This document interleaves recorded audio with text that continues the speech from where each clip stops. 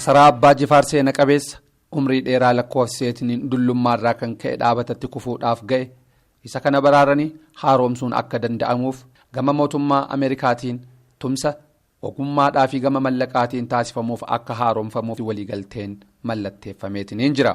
Keessummoota sirna kanarratti argamaniin anaa dhufu jechuudhaan guyyaan kun guyyaa seena qabeessa ta'uu kan himan kantiibaa bulchiinsa magaalaa Jimmaa obbo Makkiyyuu Mahammadi.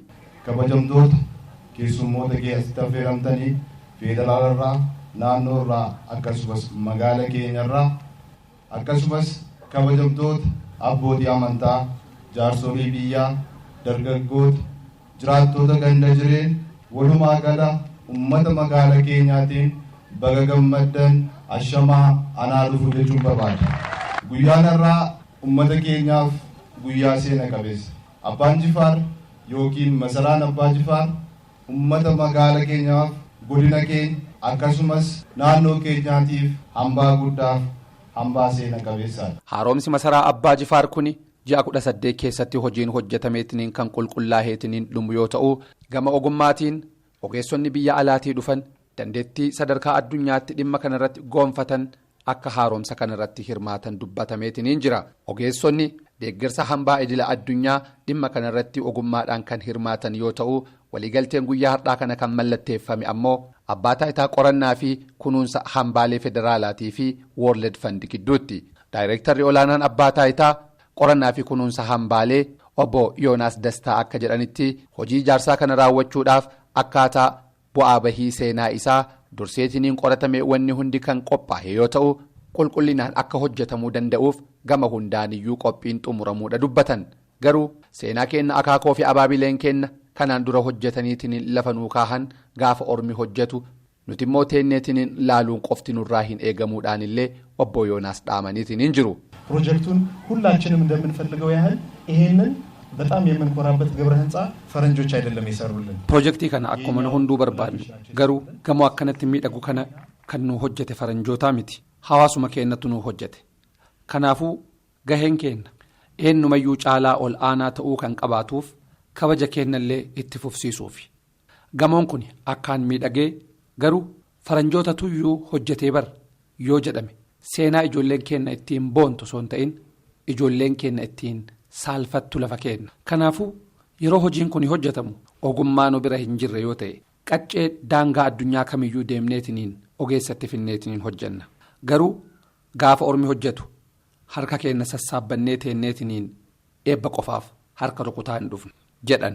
Dhaabbata World Fund bakka bu'uudhaan waliigaltee kana kan mallatteessan Mr. Steven Battle dhaabbanni isaanii biyya Ameerikaatti argamu ogummaadhaan dhimmoota kanneen walitti qindeessee hojjechuudhaaf kutannaa guddaa kan qabuu fi seenaa kana baraaruudhaaf illee kan hojjetu ta'uu dubbatan.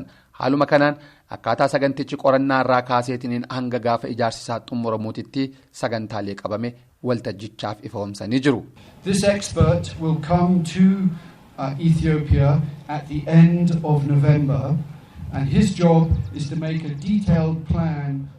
Gareen kun gara biyya Itoophiyaa kan dhufan gara dhuma ji'a sadaasaa ta'a. Garoonni kun ogeessotadha. Dhufanii tokko tokkoon injiranii hojii hojjetamuu qabuuf karoora baafatanii qophii taasisu. Hojii suphaadhaa, hojii haaromsuudhaa qabatamuudhaan kan jalqabnu bara dhufuu asitti deebinaa jechuudha. Hambaaleen hedduun Oromiyaa keessatti argaman kunuunsa akka kanaa kan isaan barbaachisanii fi mootummaan illee cimeetiniin hawaasa wajjin waa hedduu hojjechuudhaaf qophiidha kan jedhan hoogganaan biiroo aadaa fi turizimii Oromiyaa. Hambaalee qabatamaa fi hambaalee killiyyaa Oromiyaan qabdu hedduu kunuunsuun barbaachisaa akka ta'ee fi keessattuu hambaan killiyyaa qabatamaan kan lafatti hin mul'anne garuu manguddoota irratti kan argamuu fi sirriitti kunuunfameetiin qabamuu qabu ta'uu dhaamaniitiin jiru. Hambaalee gama kaaniin wal qabatee hambaa kunuunsuun dhimma argaa har'aa qofaaf kan dhimma itti bahamuu miti jechuudhaan illee dubbatan.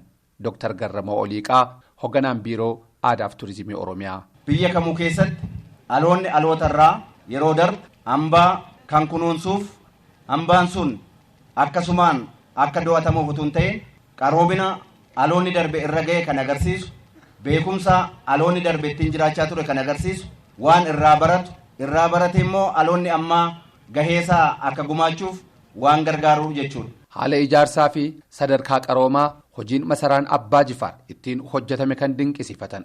Itoophiyaatti ambaasaaddar United States of America Michael Rayner seenaa kana kufaatiidhaa fi badiinsarraa baraaruun itti gaafatamummaa guddaa ta'ullee eeraniitiin jiru. Seenaa ofii kunuunfachuun gahee guddaadha kan jedhan ambaasaaddar Michael Rayner hojii kana keessatti gama mootummaa United States of Americaatiin illee hirmaannaan guddaadhaan kan deeggaramu ta'uu ibsaniitiin jiru. Haaluma kanaan seenaan masaraa abbaa Jifaar illee qarooma ol aanaa kan namatti agarsiisu ta'uu dinqisiifatan. Consequently, Abbaa Jifaar Palace is a symbol of the cultural and commercial links between Ethiopia and the rest of the world. It also has exceptional resonance as a Masaraan Abbaa Jifaar kun mallattoo aadaa Itoophiyaan addunyaa wajjin qabdu isa guddaa nu agarsiisa. Akkasumas mallattoo Itoophiyaa keessatti ummanni musliimaa sochii godhaa ture gad fageenyaan nu agarsiisan. Hambaalee qaroomina biyya keenyaa agarsiisanii fi eenyummaa hawaasa keenyaa addunyaatti calaqqisiisaniitiin mul'isuu danda'an kanneen sirriitti kunuunsuudhaaf illee seeronni irratti qophaa'aniitiin akka caalmaadhaan hojjetamuu qaban kan kaasan ammoo ministeera aadaa fi turizimii Itoophiyaa Dr. Hiruut Kaasaawwi. Dr. Hiruut akka jedhanitti keessattuyyuu hojii gama daangaan seeraa lafa taa'ee akkaataa hambaaleen itti kunuunsifaman hojjetamu irratti illee waan baay'eetu hojjetamaa jira. Isa kana caalmattiyyuu qabatamaan raawwachiisuun barbaachisaadhaan dubbatan. Gabaasa raadiyoo sagalee Ameerikaatiif qindaa'e Muktaar Jamaal Jimmarraa.